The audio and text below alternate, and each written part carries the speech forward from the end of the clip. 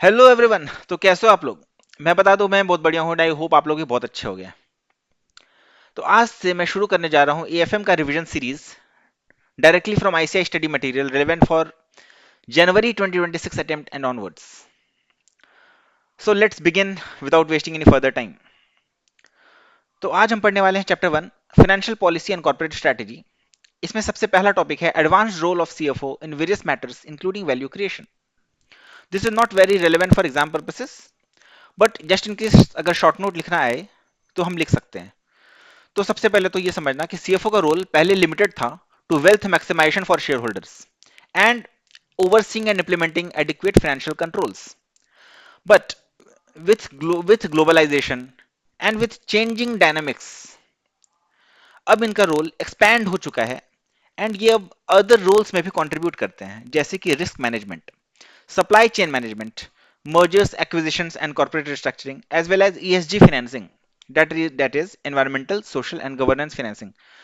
तो इन का रोल जो है, सीएफओ का रोल इन एरियाज में भी अब आ चुका है। So this was about the role of CFO in various matters. This was not very relevant for exam purposes, बस हमने देख लिया एक बार। इसके बाद नेक्स्ट टॉपिक है strategic financial decision making framework. इसमें समझना कि क्या इंपॉर्टेंट क्या है, फंडामेंटल्स ऑफ बिजनेस क्या है। There are three fundamentals of business: strategy, finance and management. किसी भी बिजनेस को चलाने के लिए तीन चीजें चाहिए हमें। One is strategy, second is finance and third is management. So एक क्लियर एंड रियलिस्टिक स्ट्रेटेजी होनी चाहिए हमारे पास। Second, the financial systems, controls and financial resources that see through it, and the right management team and processes that make it happen. तो मुझे तीन चीज चाहिए: strategy, financial resources and management. So these three things make up the fundamentals of business: strategy, finance and management. So what are the fundamentals of business? What are the essential elements of business?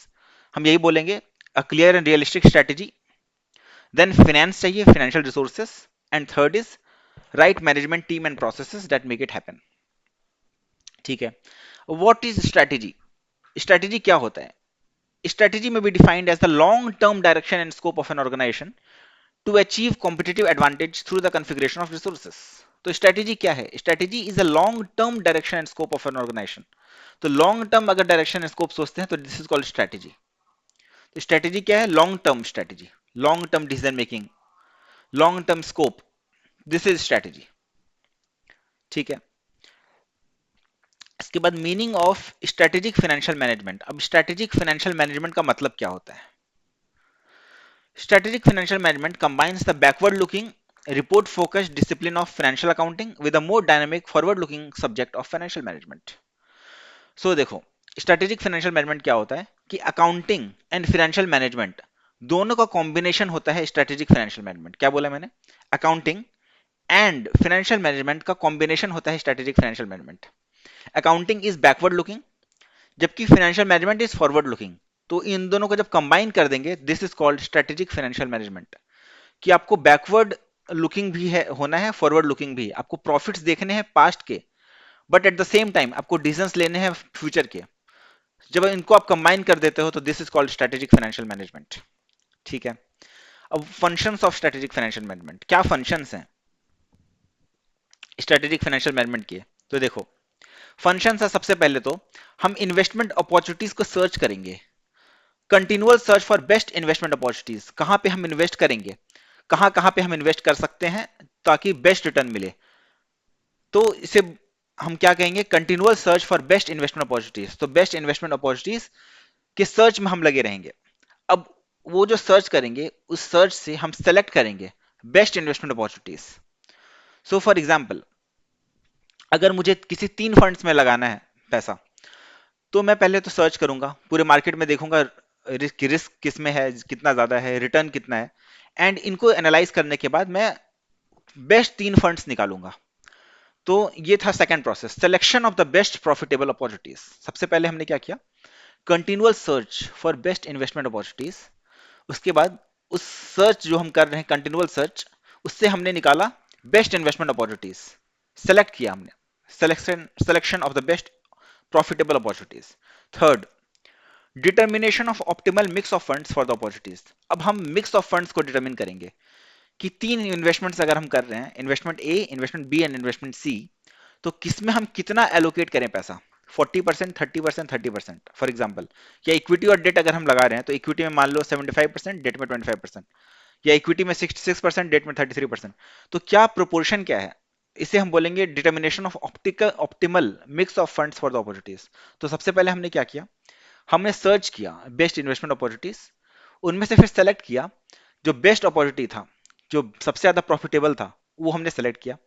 इसके बाद हमने determine किया कितना funds किस में allocate करेंगे, इसे हम बोलेंगे determination of optimal mix of funds.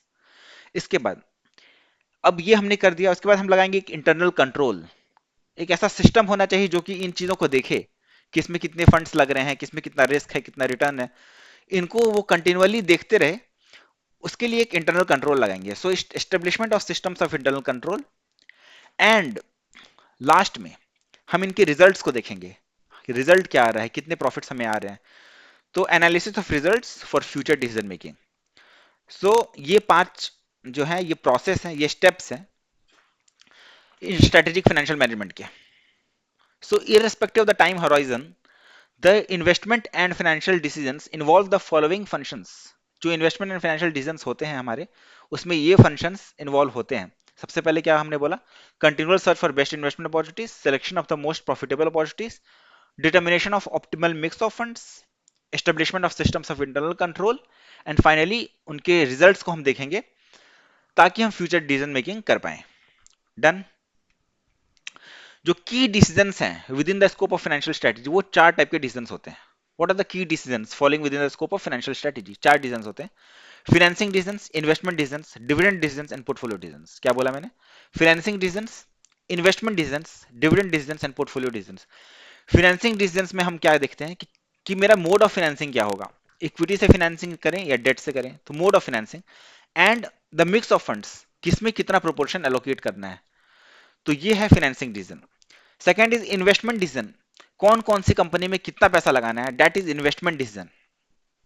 Financing, हमें फाइनेंसिंग कहां से करना है, कहां से हम पैसा लें, पैसा इकट्ठा कहां से करें, that is called financing decision. Investment decision, जो पैसा आएगा हम कहां उसमें इन्वेस्ट करें, कहां पे इन्वेस्ट करें, that is called investment decision. Third is dividend decisions. Dividend decision मतलब कि अर्निंग्स का डिवीजन कैसे करें, कितना डिविडेंड बांटें, कितना हम रिटेन अर्निंग करें। So these decisions determine the division of earnings between payments to shareholders and reinvestment in the company. मतलब कितना पैसा हम रिटेन करें एंड कितना पैसा हम डिविडेंड बांटें, this is called dividend decision.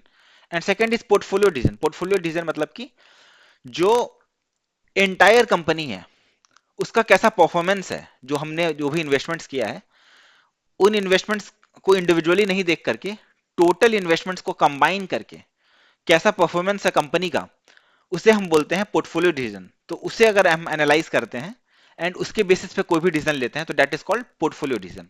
So 4 type के डिसीजंस होते हैं फाइनेंशियल स्ट्रेटेजी में, financing decision, investment decision, portfolio division and dividend decision. ठीक है, इसके बाद strategy at different hierarchy levels. क्या क्या स्ट्रेटेजीज होते हैं एट डिफरेंट हायरार्की लेवल्स? तो 3 लेवल्स पे स्ट्रेटेजीज बनते हैं। One is corporate level strategy, third is business unit level strategy, third is functional strategy. तो सबसे पहले सबसे ऊपर होता है corporate level strategy. Corporate level strategy मतलब कि कंपनीज को कौन कौन से बिजनेस में इन्वेस्ट करना है, कहां कहां पे बिजनेस करना है, सिलेक्शन ऑफ द बिजनेसेस, उसे हम बोलते हैं कॉर्पोरेट लेवल स्ट्रेटेजी। कंपनी कौन कौन से बिजनेस में compete करे, that is called corporate level strategy. And ये 3 क्वेश्चंस को आंसर करता है। वन इज सूटेबिलिटी, मतलब ये कंपनी के ऑब्जेक्टिव के लिए सूटेबल है या नहीं, मतलब जो भी जिस भी बिजनेस में कंपनी जा रहा है whether that is suitable for the company or not, so that is called suitability।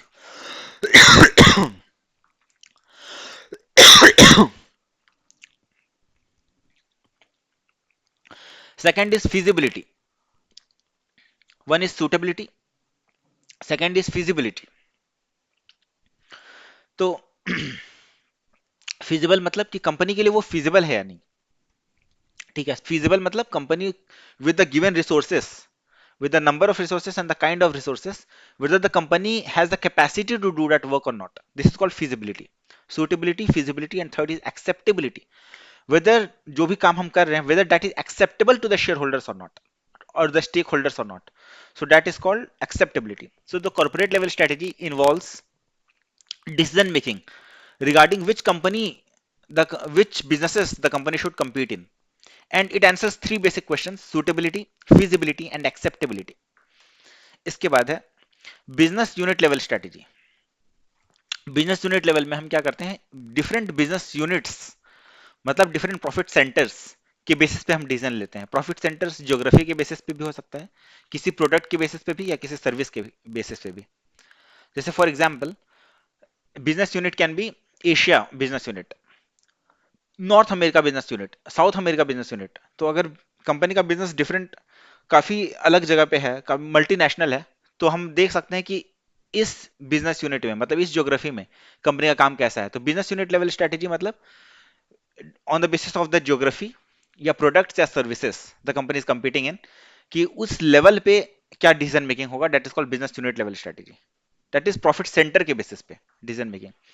Third is functional level strategy. Functional level strategy, functional levels क्या होते हैं बिजनेस में, जैसे कि आर&डी, operations, manufacturing, marketing, financing, accounting. तो ये डिफरेंट डिफरेंट फंक्शन है business के. तो इस लेवल पे अगर हम डिसीजन लेंगे, जैसे ह्यूमन रिसोर्सेस एक फंक्शन है एचआर. अब एचआर का डिसीजन है कि हम कितने लोगों को हायर हमें करना है, तो this is called human resources. Finance का डिसीजन होगा कि हमें कितना फिनेंस देना है, कितना हमें हमें पैसे कितने देने हैं, सैलरी कितना देना है. तो इस लेवल पे अगर डिसीजन लेंगे तो उसे बोलेंगे फंक्शनल लेवल स्ट्रेटेजी. ठीक है, डन. इसके बाद फाइनेंशियल प्लानिंग. सबसे पहले समझना इसके बाद फाइनेंशियल प्लानिंग क्या होता है. Financial planning is a systematic approach. Systematic approach होता है जिसमें कि एक पर्सन होता है जिसे हम फाइनेंशियल प्लानर कहते हैं.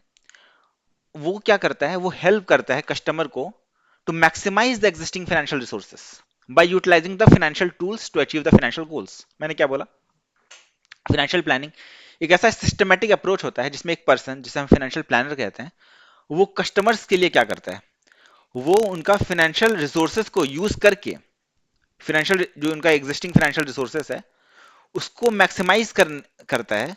कैसे, एग्जिस्टिंग फाइनेंशियल टूल्स को यूज करके, ताकि उनकी फाइनेंशियल गोल्स अचीव हो पाए. क्या बोला मैंने, फाइनेंशियल प्लानिंग एक वो स्ट्रेटेजिक अप्रोच है जिसमें कि फाइनेंशियल रिसोर्सेस को मैक्सिमाइज करना है using the financial tools to achieve their financial goals. तो इनके तीन कंपोनेंट्स हो गए, financial resources, financial tools and financial goals. So financial planning equal to financial resources plus financial tools plus financial goals. इसके बाद interface of financial policy and strategic management. अभी देखो समझना, बहुत ही इंपॉर्टेंट क्वेश्चन एग्जाम के लिए. ये क्वेश्चन आया हुआ अभी एग्जाम में पहले कि what is the interface between financial policy and strategic management. मतलब कहना क्या चाहता है क्वेश्चन, कि financial policy and strategic management के बीच में क्या इंटरलिंकिंग है, क्या लिंकिंग है दोनों के बीच में, financial policy and strategic management के बीच में. तो देखो बड़ा सिंपल है, किसी भी ऑर्गेनाइजेशन का एंड पॉइंट भी मनी है, स्टार्टिंग पॉइंट भी मनी है. पहला पॉइंट तो आप ये लिखोगे, starting point and the end point of any organisation is money. अब मनी में क्या डिसीजंस क्या होता है हमें पता है, financing decisions, investment decisions, dividend decisions, portfolio decisions. ठीक है, फाइनेंसिंग डिसीजंस में हम क्या करते हैं, sources of finance and capital structure हम देखते हैं कि हम कहां से फाइनेंसिंग लें, एंड कैपिटल स्ट्रक्चर क्या हो, मतलब क्या मिक्स हो बिटवीन इक्विटी एंड डेट. ठीक है, मतलब जैसे कि प्राइवेट सेक्टर्स के लिए 1:1 का नॉर्म है डेट एंड इक्विटी के बीच में, पब्लिक सेक्टर्स के लिए 2:1 का नॉर्म है. कैपिटल इंटेंसिव जो सेक्टर्स होते हैं उसमें डेट ज्यादा रख सकते हैं, तो 2:1 वहां पे रख सकते हैं. जबकि डेट इक्विटी रेशियो, जबकि जो अदर जैसे हाई कॉस्ट प्रोजेक्ट्स हैं, प्राइवेट सेक्टर्स हैं, वहां पे भी हम 2:1 रख सकते हैं. प्राइवेट सेक्टर्स में नॉर्म है 1:1 का डेट और इक्विटी का रेशियो. ठीक है, तो ये हो गया अपना फाइनेंसिंग डिसीजन. तो हम यही लिखेंगे इसमें, फाइनेंसिंग डिसीजंस, इन्वेस्टमेंट डिसीजंस. अब इन्वेस्टमेंट डिसीजन क्या होता है, कहां पे हम अपना फंड एलोकेट करें. तो सेकंड इसमें क्या है, इंटरफेस का जो सेकंड डायमेंशन है वो है यही चीज है, investment end fund allocation decisions, कि हम कहां पे फंड अपना लगाएं, कौन कौन से कंपनीज में लगाएं, कौन कौन से कंपनी में इन्वेस्ट करें पैसा. Third is dividend decision. मतलब कि हम कितना डिविडेंड रिटेन करें एंड कितना डिविडेंड हम डिस्ट्रीब्यूट करें। डिविडेंड अगर डिस्ट्रीब्यूट करेंगे तो कंपनी के स्टेक होल्डर्स, शेयर होल्डर्स खुश होंगे। अगर रिटेन करेंगे तो कंपनी का प्रॉफिटेबिलिटी ज्यादा होगा। क्योंकि आप सोचो, एक फॉर्मूला होता है G equal to B R, मतलब growth equal to B that is retain earnings into R that is return on equity. So return on equity into या रिटर्न ऑन अर्निंग, जो भी रिटर्न है नेट प्रॉफिट परसेंटेज, तो return on equity multiplied by, अगर B करें, B मतलब retained earnings, मतलब one minus DPR, one minus dividend pay out ratio, अगर करते हैं तो हमारा निकलता है growth rate. Growth rate equal to G equal to B R. तो क्या बोला मैंने, अगर हम डिविडेंड ज्यादा देंगे तो हमें ग्रोथ कम मिलेगा बट स्टेक होल्डर्स खुश होंगे। बट अगर हम डिविडेंड कम देते हैं तो स्टेक होल्डर्स हो सकता है खुश ना हो, बट कंपनी का ग्रोथ ज्यादा होगा। तो इसके बीच में एक हमें एक डिसीजन लेना पड़ता है कि कितना हम डिविडेंड बांटे एंड कितना हम रिटेन अर्निंग्स करें। So this is called dividend policy decision. तो इन चारों पॉइंट्स को ही हमें लिखना है यहाँ पे interface of financial policy and strategic management में। तो ये हमारा आंसर हो जाएगा कंप्लीट। इसके बाद है balancing financial goals with sustainable goals, sustainable growth. तो फाइनेंशियल गोल्स को हम कैसे बैलेंस करते हैं विज वी, मतलब as compare to sustainable growth. तो सस्टेनेबल ग्रोथ क्या होता है, कंपनी को ग्रोथ करवाना बट अदर चीजों को हम नुकसान ना पहुंचाएं। मतलब जो फ्यूचर है, जो फ्यूचर स्टेक होल्डर्स हैं उनको बिना नुकसान पहुंचाए करंट स्टेक होल्डर्स को अगर हम फायदा दें तो इसे हम बोलते हैं सस्टेनेबल ग्रोथ। ठीक है, अब इसे हम कैसे बैलेंस करें विद फाइनेंशियल गोल्स, तो ये है यहाँ पे। ठीक है, तो बहुत फास्ट ग्रोथ या बहुत ही स्लो ग्रोथ कंपनी के लिए काउंटर प्रोडक्टिव होता है। तो इसलिए इसलिए हमें सस्टेनेबल ग्रोथ करना चाहिए। अब सस्टेनेबल ग्रोथ करने का तीन स्ट्रैटेजी है। One is incremental growth strategy, second is profit strategy and third is pause strategy. तो one is incremental growth strategy. Incremental growth strategy क्या होता है कि हम एक परसेंट इंक्रीमेंट के साथ ग्रोथ करें। जैसे कि फॉर एग्जांपल फर्स्ट ईयर में 10% ग्रोथ करें, सेकेंड ईयर में 20%, थर्ड ईयर में 25%, इस तरीके से हम ग्रोथ करें। तो इसे हम बोलते हैं incremental growth strategy. Second is profit strategy, कि एक हम टारगेट प्रॉफिट बनाएं अपना, कि इतना हमें प्रॉफिट चाहिए। अगर उस प्रॉफिट को हम अचीव नहीं कर पा रहे हैं तो उतना एडिशनल हम लोन लेकर के प्रॉफिट अचीव कर लें। तो उसे हम बोलते हैं, या फिर अपने एक्सपेंसेस को कम करके हम प्रॉफिट अचीव कर लें, टारगेट प्रॉफिट अप्रोच। तो profit strategy. Third is pause strategy, कि अगर बहुत ही फास्ट ग्रोथ हो रहा है तो पॉज कर जाओ, रुक जाओ। फास्ट ग्रोथ जो है वो हैम्पर करता है बिजनेस को, तो रुक जाओ, पॉज लो, that is called pause strategy. So these are the three different methods of sustainable growth: incremental growth strategy, profit strategy and pause strategy. ठीक है, अब क्वेश्चन ये आता है, what makes an organisation financially sustainable. किसी भी organisation को financially sustainable क्या बनाता है। सिर्फ ऑर्गेनाइजेशन का बात नहीं है यहाँ पे किसी पर्सन का भी बात है। किसी आप पर्सन को सोचो, फाइनेंशियली सस्टेनेबल क्या बनाएगा।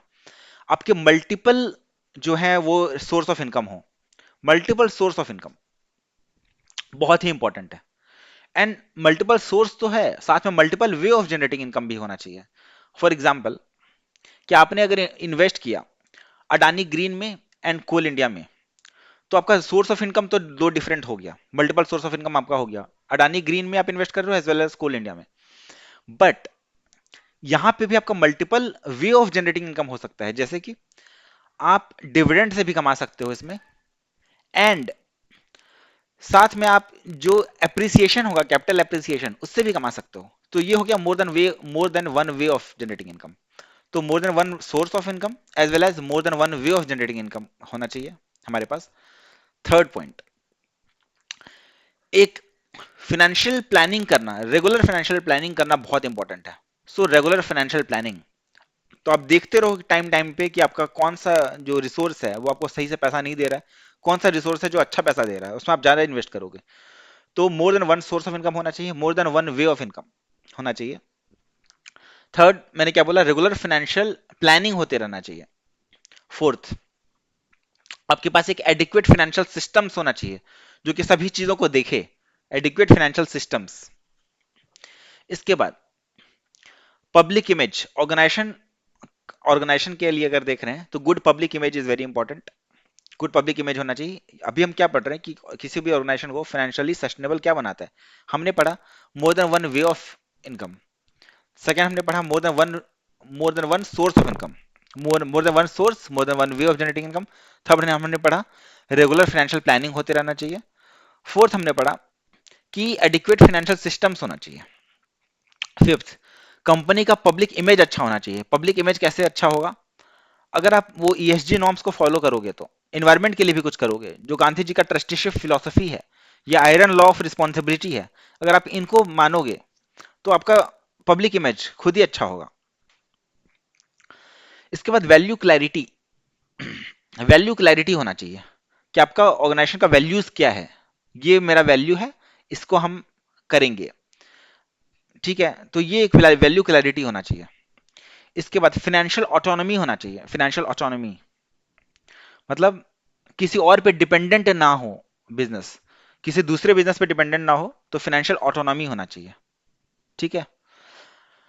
तो these things makes an organisation financially sustainable. क्या मैंने बोला? More than one source of income, more than one way of generating income, फिर रेगुलर फाइनेंशियल प्लानिंग होते रहना चाहिए, एडिक्वेट फाइनेंशियल सिस्टम्स होना चाहिए, गुड पब्लिक इमेज होना चाहिए, इसके बाद वैल्यू क्लैरिटी होना चाहिए, एंड साथ में financial autonomy. So these things make an organisation financially sustainable. इसके बाद सस्टेनेबल ग्रोथ रेट होता क्या है? What is sustainable growth rate? तो देखो, वैसा ग्रोथ रेट होता है जब हम बाकी चीजों को फिक्स रख दें, बाकी चीजों को कांस्टेंट रख करके ग्रोथ कर पाए, तो इसे हम बोलते हैं सस्टेनेबल ग्रोथ। क्या बोला मैंने? फिर से बोलता हूं। सस्टेनेबल ग्रोथ रेट होता है, it is the maximum rate of growth that can be achieved by an organisation keeping the other things constant. मतलब अगर हम बाकी चीजों को सेम रखें, मतलब अगर हम और अधिक लोन नहीं लें, बिना एडिशनल डेट क्रिएट किए हुए बिजनेस में हम मैक्सिमम कितना ग्रोथ अचीव कर सकते हैं, that is called sustainable growth rate. So this concept was given by Robert C Higgins. सो पढ़ते हैं। It is the maximum rate of growth in sales that can be achieved given the firm's profitability, asset utilization and desired dividend pay out and debt ratios. तो मतलब firm का profitability same रहे, asset utilization same रहे, dividend pay out ratio same रहे, and debt equity ratio same रहे। ये same रख करके हम मैक्सिमम कितना सेल्स अचीव कर सकते हैं, that is called sustainable growth rate, ठीक है। सिंपल भाषा में the sustainable growth rate is a measure of how much a firm can grow without borrowing more money. जो मैंने बोला, एडिशनल बिना एडिशनल बोरोइंग के हम मैक्सिमम कितना ग्रोथ अचीव कर सकते हैं, that is called sustainable growth rate, ठीक है। अब देखो, जैसे मैंने बताया था G equal to B R, तो सस्टेनेबल ग्रोथ रेट वही है। Sustainable growth rate equal to B R, B मतलब रिटेन अर्निंग, मतलब one minus dividend pay out ratio, multiplied by R, R मतलब return on equity. So one minus dividend pay out ratio, इसे हम बोलेंगे retained earnings. सो ये retained earning percentage हो गया, one minus dividend pay out ratio, and multiply अगर इसे हम कर दें रिटर्न ऑन इक्विटी, कि हम उससे हम कितना रिटर्न जनरेट कर पा रहे हैं, कितना परसेंट, तो ये जो ग्रोथ निकलेगा इसे हम बोलेंगे सस्टेनेबल ग्रोथ रेट, ठीक है। अब सस्टेनेबल ग्रोथ रेट में तीन एजम्पशंस हैं। क्या एजम्पशंस हैं? सबसे पहले तो अपना एक टारगेट कैपिटल स्ट्रक्चर को मेंटेन करना है, we have to maintain the target capital structure. Second, we have to maintain the target dividend pay out ratio, तो टारगेट कैपिटल स्ट्रक्चर मेंटेन करना है, कैपिटल स्ट्रक्चर चेंज नहीं करना है, dividend pay out ratio change नहीं करना है। And third, increase sales as rapidly as market conditions allow, तो हम सेल्स उतना ही इंक्रीज करेंगे जितना कि मार्केट कंडीशंस हमें अलाउ कर रहे हैं, ठीक है। क्या बोला मैंने? तीन एजम्पशंस हैं सस्टेनेबल ग्रोथ मॉडल के। क्या क्या तीन एजम्पशंस हैं? Maintain the target capital structure, maintain the dividend pay out ratio, and third, third क्या है? Increase sales as rapidly as market conditions allow, ठीक है। इसके बाद economists and business researchers contend that achieving sustainable growth is not possible without paying heed to twin cornerstones।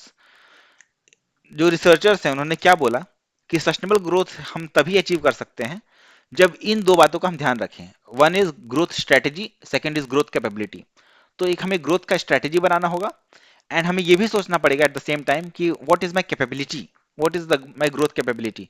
इन चीजों का बिना ध्यान रखे no business can achieve sustainable growth rate. ठीक है।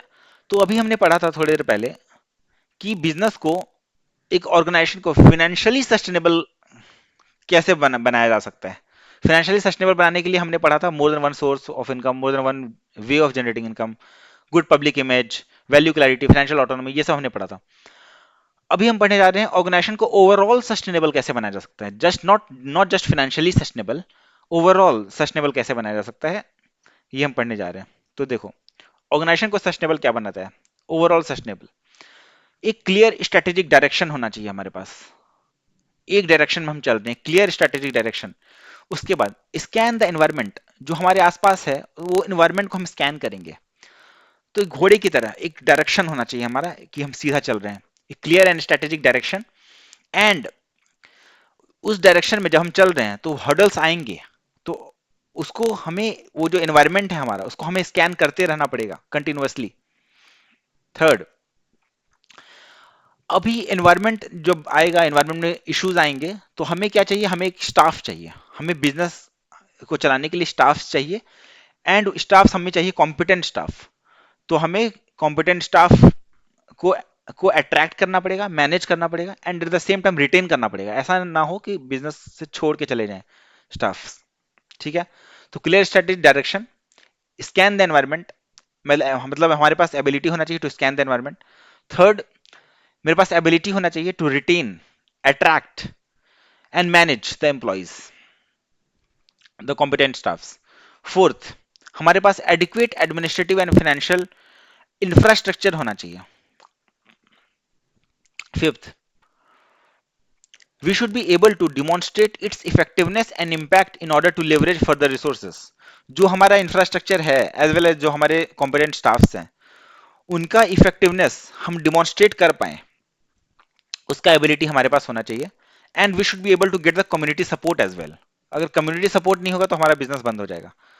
तो बिजनेस को ओवरऑल सस्टेनेबल क्या बनाता है, ये चीजें जैसे हमने पढ़ा था फाइनेंशियल सस्टेनेबल में भी था, हमारा वैल्यू क्लैरिटी होना चाहिए, प्लस साथ में था गुड पब्लिक इमेज, तो उसी से रिलेटेड है गुड कम्युनिटी सपोर्ट। तो पब्लिक इमेज अच्छा तभी होगा जब हम ईएसजी नॉर्म्स को फॉलो करेंगे, pollution, polluter pays principle, trusteeship philosophy, iron law of responsibility, इनको अगर हम फॉलो करेंगे तभी हमारा हो पाएगा, कम्युनिटी सपोर्ट हमें मिल पाएगा एंड गुड पब्लिक इमेज बन पाएगा। तो this was all about the, about how can we make an organisation overall sustainable. इसके बाद हम पढ़ेंगे एक्सटर्नल फंडिंग रिक्वायरमेंट के बारे में। ये हमें ये बताता है कि हमें बिजनेस में कितना एक्सटर्नल फंडिंग चाहिए। तो एक्सटर्नल फंडिंग मतलब long term loan, short term loan, as well as equity, कितना एडिशनल इक्विटी हमें जनरेट करना पड़ेगा। तो इसे हम बोलते हैं एक्सटर्नल फंडिंग रिक्वायरमेंट। ये एक प्रैक्टिकल टॉपिक है, तो इस पे एक प्रैक्टिकल क्वेश्चन भी है। तो लेट्स सी। सबसे पहले तो ये समझो कि इनके दो अप्रोचेज हैं। One is analytical approach, second is formula based approach. ठीक है। अभी एनालिटिकल अप्रोच में हम क्या करते हैं, एनालिसिस करते हैं, एनालिसिस के थ्रू हम लोग बताते हैं कि एक्सटर्नल फंडिंग कितना चाहिए। एंड दूसरा है फॉर्मूला बेस्ड अप्रोच, जिसमें कि हम फॉर्मूला के बेसिस पे बताते हैं, एक फॉर्मूला के बेसिस पे एक लाइन में आंसर आ जाएगा कि एक्सटर्नल फंडिंग कितना चाहिए हमें। ठीक है। तो दोनों अप्रोच से हम क्वेश्चन को सॉल्व करेंगे। तो पहले फॉर्मूला देख लेते हैं, फॉर्मूला क्या है। External funding requirement equal to total assets upon sales multiplied by change in sales minus payables and liabilities upon sales multiplied by change in sales minus M. What is M? M is net profit ratio multiplied by S1. S1 is revised sales, that is new sales, into 1 minus D. D is dividend payout ratio. तो इसमें हम क्या निकाल रहे हैं कि sales का कितना प्रोपोर्शन टोटल एसेट्स है, तो total assets upon sales into change in sales. तो जो भी टोटल एसेट्स जिस प्रोपोर्शन में है सेल्स का, उसी प्रोपोर्शन में बाद में भी रहेगा। तो वो एज्यूम करते हुए total assets upon sales into change in sales minus payables and liabilities upon sales into change in sales, मतलब जो अभी पेबल्स एंड लाइबिलिटीज का रेशियो है सेल्स के साथ वही बाद में भी रहेगा, ये एज्यूम करेंगे। तो टोटल एसेट्स में से लाइबिलिटीज हमने हटा दिया, पेबल्स एंड लाइबिलिटीज, और हमने उसमें माइनस कर दिया और क्या, net profit ratio into revised sales into net profit ratio, तो ये हमारा आ गया net profit multiplied by 1 - D. 1 - D मतलब 1 - डिविडेंड पे आउट रेशियो। तो ये क्या रिप्रेजेंट करता है कि रिटेन्ड अर्निंग्स। तो ये हमारा टोटल प्रॉफिट है, प्रॉफिट में से इतना प्रोपोर्शन हम रिटेन कर रहे हैं, तो जो प्रोपोर्शन रिटेन करेंगे ऑब्वियसली उसको भी हम हटा ही देंगे। तो टोटल एसेट्स हमारा कितना है, उसमें माइनस करेंगे जो पेबल्स एंड लाइबिलिटीज है हमारा, पेबल्स मतलब अदर देन एक्सटर्नल डेट्स, तो वो माइनस कर देंगे। एंड उसमें हम माइनस कर देंगे जो हमारा रिटेन्ड अर्निंग है, तो जो रिमेनिंग अमाउंट बचा that will be externally funded. तो ये हमारा आ जाएगा एक्सटर्नल फंडिंग रिक्वायरमेंट। अभी क्वेश्चन सॉल्व करेंगे तो बिल्कुल बढ़िया सा समझ में आ जाएगा। तो ये क्वेश्चन है, the balance sheet of MS Sunry limited as on 31/3/2023 is as follows. ये 14,000 का लाइबिलिटीज है, 14,000 के एसेट्स है। Sales for the year was 6,000 lakhs का सेल्स है। The sales are expected to grow by 20%। Sales 20% से ग्रो करेगा ड्यूरिंग द ईयर, मतलब नेक्स्ट ईयर सेल्स हो जाएगा 7,200 का। The profit margin the dividend pay out ratio expected to be 4% and 50% respectively. तो जो एम था मतलब प्रॉफिट मार्जिन है 4%, and 1 - D that is 1 - DPR that is retain earning से 50%। ठीक है। The company further desires that during the current year sales to short term loan and payables and provision should be in the ratio 4:3। तो sales to short term loan बाद में रहने वाला है 4:3 के रेशियो में। Sales to fixed assets, ratio of fixed assets to long term loans should be in the ratio of 1.5। Fixed assets to long term loan रहेगा 1.5 के रेशियो में, and debt equity ratio should not exceed 1.5। ठीक है, ये उन्होंने बता दिया। अभी हमें बताना क्या है, you are required to determine external funding requirement. तो एक्सटर्नल फंडिंग रिक्वायरमेंट या तो हम निकाल सकते हैं एनालिटिकल अप्रोच से या फिर फॉर्मूला बेस्ड अप्रोच से, और सेकेंड हमें निकालना है the amount of to be raised from short term and long term funds and issue of new equity. तो शॉर्ट टर्म लोन के थ्रू कितना पैसा हमें रेज करना है ये बताना है, लॉन्ग टर्म लोन्स के थ्रू कितना रेज करना है ये भी बताना है, एंड न्यू इक्विटी कितना रेज करना है ये बताना है। इन तीनों को जब हम मिला देंगे तो हम बोलेंगे एक्सटर्नल फंडिंग रिक्वायरमेंट। तो एक्सटर्नल फंडिंग रिक्वायरमेंट हम निकाल दें अगर, एंड शॉर्ट टर्म लोन निकाल दें, लॉन्ग टर्म लोन निकाल दें, तो इनको माइनस करने के बाद ये अपने आप ही आ जाएगा न्यू इक्विटी, मतलब EFR minus short term loan minus long term loan equal to issue of new equity. ठीक है, तो ऐसे करके निकाल देते हैं। तो देखो, तो सबसे पहले EFR निकालते हैं through analytical approach. Analytical approach कैसे, सेल्स था हमारा पहले 6,000, अभी 20% से ग्रो कर जाएगा, हो जाएगा 7,200। ठीक है, अभी प्रॉफिट मार्जिन उन्होंने दे रखा है 4%, यहाँ रखा है दे रखा है 4% है प्रॉफिट मार्जिन। तो नेट प्रॉफिट हो गया हमारा 288, 4% ऑफ 7,200, ये हो गया 288। डिविडेंड पे आउट रेशियो है 50%, मतलब ये जो 288 प्रॉफिट है इसका 50% हम तो रिटेन कर लेंगे, 50% रिटेन कर लेंगे और 50% डिविडेंड दे देंगे। तो 288 का 50% है 144, तो 144 हम डिविडेंड दे देंगे, डी हो जाएगा 144, एंड ये हमारा हो गया रिटेन अर्निंग 144। ठीक है, हमें external funding total additional funding कितनी चाहिए, अभी देखो टोटल 14,000 हमारा था एसेट्स, आर एसेट्स और 14,000, टोटल एसेट्स वॉज 14,000। 14,000 में 2,000 था हमारा प्रोविजंस एंड पेएबल्स। ठीक है, तो 14,000 एसेट्स है, प्रोविजंस एंड पेएबल्स इतना है, जो डिफरेंस होगा वो एक्सटर्नल फंडिंग रिक्वायरमेंट होगा। बट ऑब्वियसली 20% इंक्रीज हो रहा है, तो ये भी 20% इंक्रीज हो जाएगा total assets, and payables and provision भी 20% इंक्रीज हो जाएगा। तो उसके बाद निकालेंगे, तो 14,000 माइनस 2,000 मल्टीप्लाइड बाय 20% इंक्रीज, मतलब मल्टीप्लाइड बाय 1.2, तो वो नेट एसेट्स आ जाएगा। एडिशनल निकालना है तो 0.2। ठीक है, तो 14,000 माइनस 2,000 ये हमारा हो गया नेट एसेट्स, मतलब जितनी फंडिंग हमें चाहिए, assets minus provision and payables, तो ये आ गया 12,000। ये इसमें इंक्रीज हो जाएगा 20% से, तो 20% इंक्रीज मतलब एडिशनल हमें चाहिए 2,400। ठीक है, अभी 2,400 में से 144 तो हमने रिटेन कर लिया है, मतलब 144 तो हमारे पास तो था, ये प्रॉफिट में से हमने 144 को रिटेन कर लिया था, तो ये हमें बाहर से नहीं लेना पड़ेगा, ये तो हमारे पास है 144। तो 2,400 में से 144 तो हम इंटरनली सोर्स कर लेंगे, जो रिमेनिंग बच जाएगा 2,256, मतलब 2,400 माइनस 144, जो रिमेनिंग बच गया वो हम करेंगे एक्सटर्नल फंडिंग। तो हमारा एक्सटर्नल फंडिंग रिक्वायरमेंट हो गया 2256। थ्रू एनालिटिकल अप्रोच हमने निकाला। कैसे निकाला समझो। सेल्स हमारा 6000 गिवन था, 20% से इंक्रीज कर रहा है, तो अभी हमारा सेल्स होगा 7200 का। ठीक है, डन। 7200 आ गया। अभी इन्होंने दिया हुआ है कि प्रॉफिट कितना है, 4% का प्रॉफिट है। 7200 का 4% निकाल देंगे। 7200 का 4% हो गया 288। अभी 288 हमारा हो गया नेट प्रॉफिट। इसमें लिखा है इन्होंने 50% डिविडेंड पे आउट है, तो 288 का 50% 144 is dividend pay out, and 144 जो रिमेनिंग बच गया दैट इज रिटेन अर्निंग। तो हमारा आ गया रिटेन अर्निंग 144। अभी हम निकालेंगे कितना हमें फंडिंग टोटल चाहिए बाहर से। तो ये 14000 फिक्स्ड एसेट, टोटल एसेट्स में से 2000 हम माइनस कर देंगे, बचा 12000। और नेक्स्ट ईयर 20% से इंक्रीज करेगा तो हमें 20% एडिशनल फंडिंग चाहिए। तो 12000 का 20% इज 2400। तो 2400 में से जो हमारा रिटेन अर्निंग था 144, उससे हम माइनस कर देंगे, हमारा बचा 2256। This will be our external funding requirement. अगर हम इसे फॉर्मूला बेस्ड अप्रोच से निकालें, फॉर्मूला बेस्ड अप्रोच से निकालते हैं, बड़ा सिंपल है। देखो, total assets upon sales minus liabilities मतलब payables upon sales into change in sales. ठीक है, यही इन्होंने बताया था फॉर्मूला में।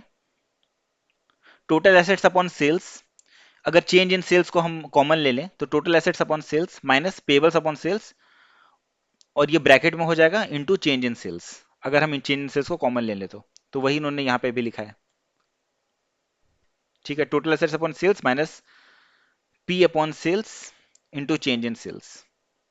ठीक है, P is payables and provisions. तो इस फॉर्मूला से इन्होंने निकाल दिया, मल्टीप्लाइड बाय 1200।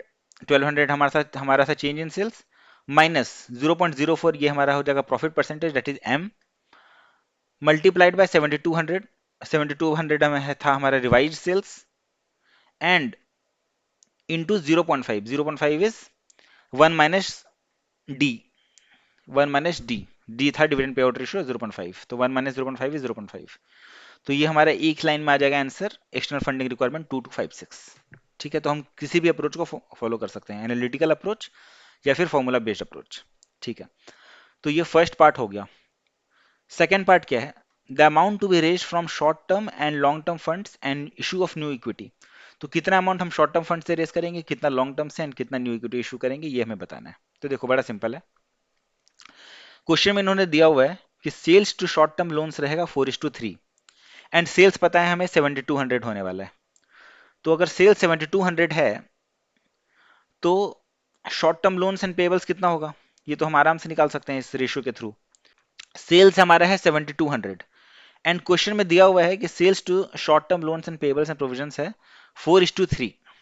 ठीक है, इसका मतलब सेल्स है 4x एंड प्रोविजंस है 3x। ठीक है, तो 4:3 का रेशियो है।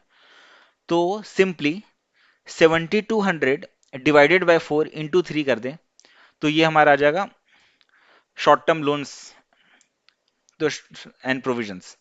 तो देखो 7200 हमारा था सेल्स, तो sale is 4x and provision is 3x, तो 7200 divided by 4x into 3x, तो ये हमारा आ गया 5400। ठीक है, डन। या तो ऐसे निकाल दो या फिर सिंपली इक्वेशन के थ्रू भी निकाल सकते हो। 4/3 इक्वल टू, ये हमारा सेल्स हो गया 6000 इंटू 1.2 डेट इज 7200, एंड ये हमारा प्रोविजन हो गया, तो x का वैल्यू आ जाएगा, एंड ऐसे भी निकाल सकते हैं हम लोग। ठीक है, एडिशनल फंडिंग या सिंपल कॉमन सेंस से ऐसे निकाल सकते हैं। 7200 divided by 4x into 3x, ये हमारा आ गया कि ये हमारा न्यू अमाउंट है शॉर्ट टर्म लोन्स का 5400, एंड एग्जिस्टिंग अमाउंट कितना था हमारा लोन का, एग्जिस्टिंग अमाउंट कितना था हमारा लोन का 2000 था। 2000 में एडिशनल 1.2 ऐड हो जाएगा, मतलब ग्रोथ हो जाएगा 2000 में 1.2 ऑटोमेटिकली, तो ये हो गया 2400, एंड शॉर्ट टर्म लोन हमारे पास है 3000, तो 3000 प्लस 2400 इज 5400, क्योंकि ये तो 2400 ऑटोमेटिकली हो जाएगा, 2000 इंटू 1.2, 2400 प्लस 3000 दैट इज 5400। तो हमें हमें चाहिए कितना शॉर्ट टर्म लोन्स 5400, हमारे पास है कितना लोन्स 5400, तो एडिशनल लोन्स हमें कितना चाहिए नील। अगर वही हम इक्वेशन से निकालें तो एक्स हमारा आ जाएगा यहाँ पे नील। तो ये देखो, मतलब इसमें दिख रहा है एक्स आ जाएगा हमारा शॉर्ट टर्म लोन, तो एक्स है आ गया यहाँ पे 3000, तो new short term loans required है 3000, एग्जिस्टिंग भी 3000 ही था, तो एडिशनल रिक्वायरमेंट जीरो। तो किसी भी मेथड से आप निकाल सकते हो, ठीक है। तो शॉर्ट टर्म लोन्स हो गया। फिर हमें निकालना है लॉन्ग टर्म लोन्स, हमें कितना लेना है, तो ratio of fixed assets to long term loans है 1.5। फिक्स्ड एसेट्स है गिवन है क्वेश्चन में 6000, तो fixed assets to long term loan है 1.5, सो 6000 हमारा न्यू फिक्स्ड एसेट्स था। फिक्स्ड एसेट्स भी इंक्रीज होगा ऑब्वियसली 20% से, फिक्स्ड एसेट्स भी 20% से इंक्रीज होगा, तो new fixed assets would be 7200, ठीक है।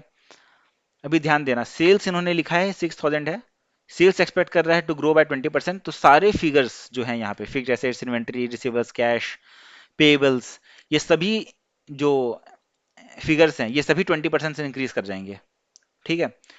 तो हमें फिक्स्ड एसेट्स को भी इंक्रीज करना है 20% से, तो 6000 इंटू 1.2 ये हो जाएगा हमारा 7200, एंड 7200 डिवाइडेड बाय, अगर हम करें डिवाइडेड बाय 1.5, तो ये हमारा आ जाएगा लॉन्ग टर्म लोन। तो 7200 डिवाइडेड बाय 1.5 ये आ जाएगा हमारा 4800 आ गया long term loan. Existing long term loan given है बैलेंस शीट में 4000, ये रहा 4000, तो मतलब हमें एडिशनल और 800 लेना पड़ेगा, एडिशनल 800 लॉन्ग टर्म फंड्स, ठीक है। अब इक्विटी कैसे निकालेंगे, तो देखो हमारा टोटल ईएफआर था, एक्सटर्नल फंडिंग रिक्वायरमेंट था हमारा, हमने निकाला 2256। अब 2256 में हमने देखा कि शॉर्ट टर्म लोन्स कितना चाहिए, जीरो, लॉन्ग टर्म लोन्स कितना चाहिए 800, सो 2256 माइनस जीरो माइनस 800, ये हमारा आ गया 1456, इतना हमें लेना होगा इक्विटी से, ठीक है। 2256 माइनस डैश माइनस 800, 1456, इससे हम इस तरीके से फॉर्मूला से भी निकाल सकते हैं चाहे तो, लीनियर इक्वेशन के थ्रू, ठीक है। So this was a very good question, and ये प्रैक्टिकल क्वेश्चन आ सकता है, and this is latest induction into ICAI's book, तो बहुत ही इंपॉर्टेंट है ये कॉन्सेप्ट। तो एट द एंड हमें ये निकालना पड़ेगा, उन्होंने बोला था कि new date equity ratio should not exceed 1.5, तो ये हमें चेक करना पड़ेगा। तो डेट हमारा था, डेट मतलब लॉन्ग टर्म डेट 4800 आ गया, न्यू लॉन्ग टर्म डेट आ गया हमारा 4800, divided by share holders funds निकालना पड़ेगा न्यू, तो पहले शेयर होल्डर्स फंड्स वाज 3000, ठीक है। अभी एडिशनल इक्विटी हमें इशू करना पड़ रहा है 1456, जैसा यहाँ से हम पे हमने निकाला 1456, ठीक है। एंड 2000 का हमारे पास रिजर्व था, बैलेंस शीट में गिवन है 2000 का रिजर्व था हमारे पास, तो ये भी शेयर होल्डर्स फंड्स में इंक्लूड होता है डेट इक्विटी रेशियो निकालने के लिए। एंड 144 का हमारा रिटेन अर्निंग है, तो ये भी रिजर्व्स में ऐड हो जाएगा, तो ये हमारा हो जाएगा न्यू शेयर होल्डर फंड। ये भी बहुत अच्छा क्वेश्चन है, शेयर होल्डर्स फंड्स भी कैलकुलेट करने दे सकते हैं न्यू शेयर होल्डर्स फंड्स।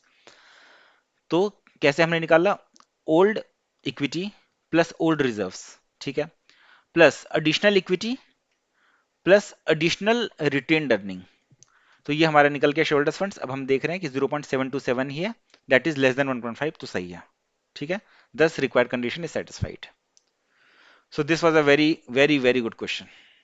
अभी टेस्ट ऑफ नॉलेज में अगर देखेंगे तो इंटरफेस पूछा उन्होंने financial policy and strategy management में, जिसमें मैंने बताया था भी था कि आपको क्या करना है, financing decision, investment decision, dividend decision, इन पे ही लिखना है। फाइनेंसिंग डिसीजन में जैसे सोर्स ऑफ फंड्स कितना होगा, प्रोपोर्शन क्या होगा, डिविडेंड कितना बांटेंगे, इन्वेस्टमेंट कहाँ करेंगे, तो ये इंटरफेस है, ये इंटरलिंकिंग है, ठीक है। Short notes on balancing financial goals vis-a-vis sustainable growth, तो सबसे पहले आपको इसमें सस्टेनेबल ग्रोथ के बारे में लिखना है। सस्टेनेबल ग्रोथ क्या होता है, what is sustainable growth rate, वैसा ग्रोथ रेट मैक्सिमम सेल्स जो अचीव कर सकते हैं with given debt, without taking additional debt, कितना ग्रोथ हम अचीव कर सकते हैं उसको बोलते हैं सस्टेनेबल ग्रोथ रेट। कंपनी कैसे सस्टेनेबल ग्रोथ को अचीव कर सकता है, क्या स्ट्रेटेजीज हैं, एंड सस्टेनेबल ग्रोथ को अचीव करने के लिए क्या क्या होना चाहिए कंपनी में, दो हमने पढ़ा था, एक फाइनेंशियल स्टेबिलिटी के लिए और एक हमने पढ़ा था ओवरऑल स्टेबिलिटी के लिए। ये देखो, what makes an organisation overall sustainable, ये हमने पढ़ा था, और एक हमने पढ़ा था फाइनेंशियली सस्टेनेबल कैसे बनता है। तो ये आप लिख सकते हो इसमें, ठीक है। तो इसी के साथ हमारा चैप्टर 1 खत्म होता है अब। Thank you.